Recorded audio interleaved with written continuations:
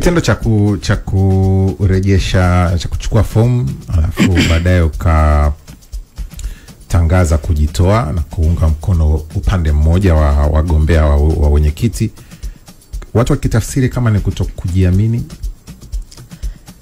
Mimi kwanza, kabla ya Mheshimiwa Lissu kuita press conference ya kuwatangazia kwamba atachukua fomu ya kugombea wenyekiti taifa, mimi nilikuwa wa kwanza kabla ya Mbowe, kabla ya Mheshimiwa Lissu kuzungumza na vyombo vya habari na kutangaza kwamba mimi nitachukua fomu ya kugombea wenyekiti baada ya kuona Mheshimiwa Lissu amesema atachukua fomu ya kugombea umakamu.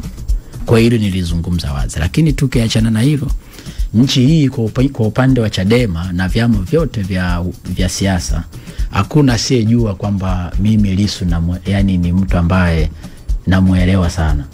Kwa hiyo wengi wanaamini hivyo, na hata mimi binafsi ninazungumza hivyo kwamba nilichukua fomu baada ya kuona Mheshimiwa Lissu alitangaza atachukua fomu ya makamu.